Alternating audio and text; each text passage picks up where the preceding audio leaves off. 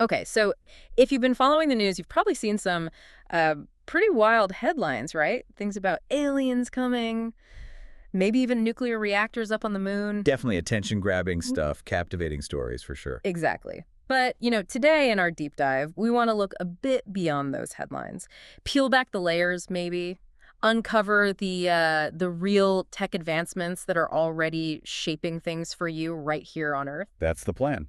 And for this, we've pulled from quite a range of sources. We're looking at analytical frameworks from places like RAND, detailed IE standards for All communication. right, the technical stuff. Yeah, the nitty-gritty, and also discussions from experts on uh, biodigital convergence, interconnected human systems. Yeah. A pretty rich stack. So our mission today really is to try and connect some dots that might seem separate. Defense, telecoms, but also healthcare, even finance. Trying to paint a clearer picture of how these cutting-edge technologies are weaving into your daily life, often pretty quietly. Yeah. We'll dig into what this Internet of Space things actually means and also look at these under-the-skin technologies, that things developed commercially for, well, decades now. And how they're changing everything from health monitoring to global finance. It's quite a journey. It really is. So let's get into it. It does seem like there's a powerful, maybe persistent reason why we're hearing so much about aliens and moon reactors right now. It feels like more than just random chatter. Well, what some of our sources suggest is quite interesting. They talk about a deliberate reframing of terms. Take the Internet of Space things, or IoT. Right. IoT makes you think of Mars deep space missions. Exactly. That's the immediate image. But the actual application, if you connect it to the bigger picture presented in these sources, it's not really about deep space. It's much more about extending connectivity right here on our own planet. So less about aliens, more about my smart fridge. Sort of, yeah. Despite the name, IOSC is fundamentally about linking the existing Internet of Things devices we already have. Yeah, your smart fridge, smart buildings, smart agriculture systems, connecting them to global networks. Through technologies like satellite constellations, small CubeSats, wireless sensor networks operating in the atmosphere. Yeah. They communicate using light, sound, pressure. So it's really about giving earthbound devices global reach. Okay, that's quite different from the popular image. So while we're being told to look up. The infrastructure is expanding right here around us. And some sources even go further, suggesting this whole alien invasion narrative might be, well, they call it a fake alien invasion. A fake one. To what end? Designed, apparently, to help roll out what they term suppressed advanced technologies more easily. It's a bold claim, definitely. It is, especially when you see things like proposals for nuclear reactors on the moon popping up again. Didn't a treaty from way back, like 1967, ban those? It did. Which makes the timing and the push, according to these sources, quite strategic. The language points to the moon, but the tech is potentially for Earth. Huh. And who's pushing this narrative? Well, the sources point to public figures, including mentioning Harvard astrophysicists who apparently have some background in intelligence circles. These figures are presented as talking about an ET messiah or, conversely, an alien threat. And the alleged goal? To build public support for things like emergency powers, maybe more centralized control. They draw parallels to how past crises have been managed. Okay, I see the parallel. And it gets specific. There are mentions of attempts to actually write UFO discussions into emergency powers legislation. Yeah. Amendments that would put UFOs under the authority of defense bodies like NORAD and NORTHCOM, even though previous legislation didn't include them. Wow.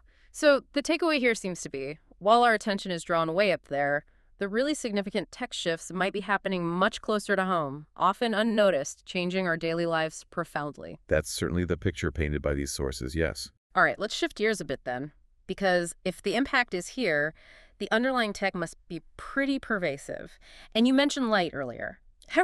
How is light itself being used? It sounds like sci-fi. It does, but it's very real according to the standards we looked at. Yeah. It raises that key question. Beyond the Wi-Fi and cell signals we know, how are these deeper connections actually made? Right. And if we connect that to the bigger picture, yeah, it goes into optical communication. Even, believe it or not, nanoscale stuff within our own biology. Okay, break that down. Optical communication. Sure. So one aspect is visible light communication, or VLC. There was actually an IE standard for it, 802.15.7. Yeah.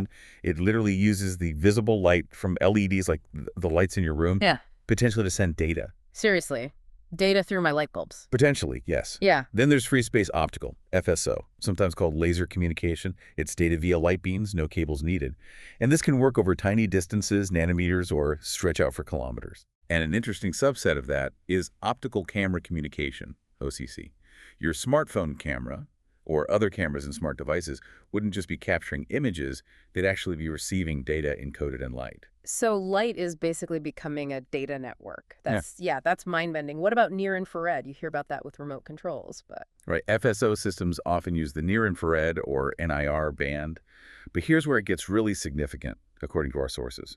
NIR light is apparently being combined with nanoparticles. Nanoparticles, tiny, tiny particles. Exactly, for biological and medical uses. Think imaging, sensing, even delivering therapies inside living organisms. Inside the body. How? The sources talk about things like quantum wands, quantum patches, quantum apps. Now, these sound futuristic, They definitely do. but they're described as tools that leverage these nanoparticles, often working with NIR light, interacting with biology at a really fine level, and crucially, communicating wirelessly through what are called body area networks. Body area networks.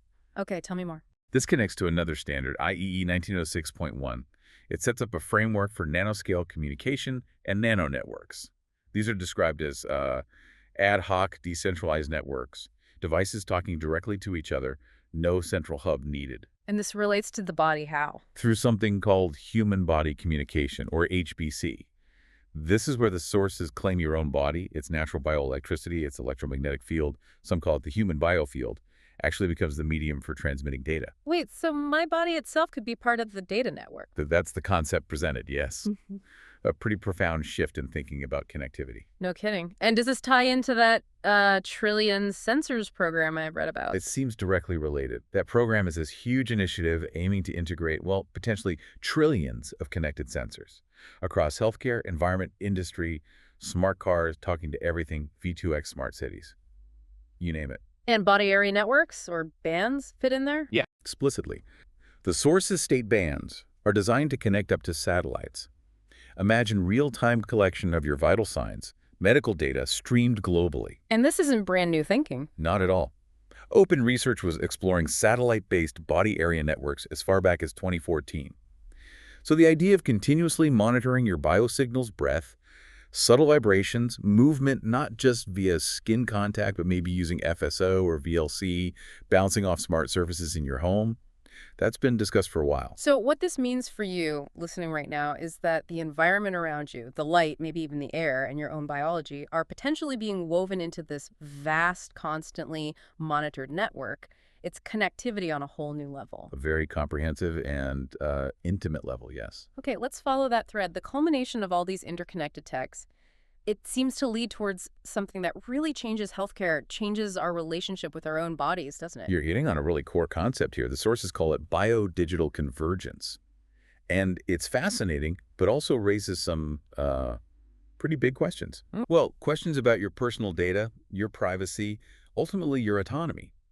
Biodigital convergence, as defined in the sources, is basically the merging of biology and digital tech. It brings together nanotech, biotech, IT, even cognitive neuroscience. And it includes omics. What's that? Omics is like a collective term. It's about studying and measuring all the biological molecules, DNA, RNA, proteins, neurotransmitters, everything, and how they all interact inside you, like taking a real-time, super detailed biological inventory. Wow. Okay. And this leads to the idea of a digital twin. I've heard that term. Exactly. The sources describe the digital twin as an evolution of the wireless body area network, the WBN. They portray it almost like a digital nervous system for your specific body. A digital nervous system. Yeah, equipped with its own autonomous protocols, algorithms, tailored just for you. And here's the kicker. It's claimed it can not only sense what's happening in your body, but potentially actuate physical changes under the skin. Actuate, you mean? Yeah. Make things happen physically. Can you give an example based on the sources? What might that look like? Well, the sources talk about intra-body communication, using things like ultrasound, various electromagnetic frequencies, magnetic or electric fields, even currents, to send biomedical data through your tissues. Okay. And the really profound claim in these materials is that regulatory bodies, like the FDA, have supposedly waived consent requirements for this specific type of body-to-cloud data link. Waived consent for sending my body's data to the cloud. That's the assertion made in the sources. And they say it's not just theory. They point to examples like wearable devices developed at MIT that can apparently track individual cells moving in your bloodstream in real time. They call it in vivo, meaning in the living body, subcellular medical communication. So systems not just watching, but potentially interacting Yeah. deeply, and maybe without needing explicit consent for that data flow. That's the picture painted, yes. Mhm. A significant shift from just monitoring to potentially influencing biological processes. It really sounds like moving beyond traditional healthcare into something else, maybe more like a commercial venture. The sources definitely frame it that way. They talk about human augmentation, enhanced intelligence, constant under-the-skin monitoring, even things like tackling aging as a recognized commercially developed market, not some future fantasy. And this isn't new. Not according to them. They emphasize that companies have been working on body area networks since at least 1995, and digital ledger tech, like blockchain precursors, back to 1996. So this has apparently been an open commercial development for decades. Decades, wow. And where does all the data come from to build these systems, these digital twins? What one source mentioned is ARPA, the Intelligence Advanced Research Projects activity. They apparently run competitions, incentivizing people, described colloquially as nerds, to collect and scrape biomedical data, biosignals, Scrape data, from where? from publicly available sources, presumably, or through voluntary participation in these challenges. This data then feeds into databases used for behavioral analysis. They even cite programs like the Mercury Challenge, aimed at predicting societal events like civil unrest or disease outbreaks based on analyzing this kind of data. So, connecting the dots here, what this could mean for you is that your biological data isn't just passively out there.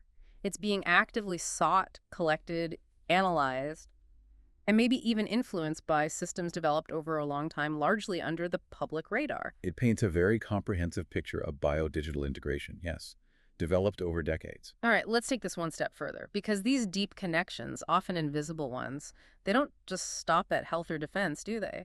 The sources suggest they go right into our wallets, into our financial lives. Absolutely. It's a crucial piece of the puzzle. What's really insightful, or perhaps concerning, depending on your view, is how the global financial system, especially how currency itself is evolving, seems to be tying into these biodigital networks we've been discussing. How so? Well, if you look at the bigger picture presented, it suggests a potential move towards unprecedented levels of insight, maybe even control over individual economic activity. Okay, like with cryptocurrency. That's part of it. For people using crypto, the sources mention an increasing tethering to the blockchain, driven by needs for cybersecurity, sure, but also by financial institutions. And they contrast networks. A centralized one can be cut off at a single point. Right, like flipping a switch. Exactly. But decentralized or distributed networks, like blockchain, the connections are described as enshed, like woven deeply into the fabric, much harder to just disconnect from. Okay, that makes sense. But it's not just Bitcoin or private crypto, is it? What about governments, central banks? Good point. The sources specifically call out the International Telecommunication Union, the ITU. That's the UN's Agency for Digital Tech, and it's old, founded way back in 1865. Wow, okay. What's the ITU doing? They're actively working on standardizing the global shift, moving from the current cryptocurrencies toward central bank digital currencies, CBDCs, and stablecoins. They're involved in setting the technical groundwork for that transition. CBDCs. We hear a lot about those. How do they connect to the biodigital side? This is where it gets really speculative, but also quite provocative based on the sources. They introduced this concept of a biotokenized economy. Biotokenized. Yeah. The idea presented is, imagine your biometric data, maybe something as fundamental as your heartbeat, could be used for crypto mining, generating value based on your biological functions. My heartbeat mining crypto. Seriously. That's the concept floated. And going further, the idea that your spending, your financial actions, could be influenced or even dictated by your digital twin. Dictated. How? Compliance, they suggest, might be enforced through things like geofencing, restricting your activity based on location, or even, and this is a strong claim, through physical responses tied to the actuation capabilities we discussed earlier. Physical responses linked to my spending. Yeah. That's intense. It is. And another controversial assertion from the sources, this whole Web3 phenomenon often sold as the next decentralized internet. Yeah, the promise of taking back control. They argue that fundamentally, Web3 is the body area network, that the promise of decentralization paradoxically involves integrating your physical body ever deeper into this pervasive network, potentially inescapable. This all raises massive ethical flags, doesn't it? About consent, transparency. Huge flags. The sources really emphasize this, talking about what they term human-to-human betrayal. Meaning? The claim is that many professionals, perhaps in tech or healthcare, are aware of these kinds of commercially deployed systems. They cite pacemakers connected to the cloud way back in 1999 as an early example, but that this knowledge hasn't been widely shared with the public. A lack of disclosure, essentially. Even though the capabilities have existed commercially for a long time. Exactly. And they even suggest that people heavily invested in current cryptocurrencies might not realize how dependent the underlying tech could be on these intra-body and light-based communication methods. We talked about methods that ultimately use the human body itself as a data conduit. So the picture that emerges is, well, it's one where the lines are blurring between our biology, our money, and potentially systems of control. Blurring in ways that really demand we pay attention, try to understand what's happening. That seems to be the core message, yes. It demands attention. We have certainly journeyed deep today, covered a lot of complex, interconnected ground. I think the main takeaway isn't really about aliens plotting invasions, is it? No, not according to this analysis. It's much more about a very real, very present technological infrastructure, one that's been commercially developed for years and is actively transforming our daily lives. Yeah, and often doing so without us necessarily being fully aware or having explicitly agreed to all of it. Right. And connecting this to the bigger picture, it just highlights how crucial it is for people to try and understand these foundational technologies, the standards, the systems governing our digital and our biological realities now. Which leads to a pretty fundamental question for you listening right now, doesn't it? It does. If these systems are already becoming so pervasive, so deeply integrated, how do you, as an individual, maintain your sense of agency, your autonomy, in what seems like an increasingly augmented world? It's a tough question. This deep dive has really laid out a narrative of a long-standing commercial industry, openly developed, impacting your health, your finances, maybe even your perception of what's real.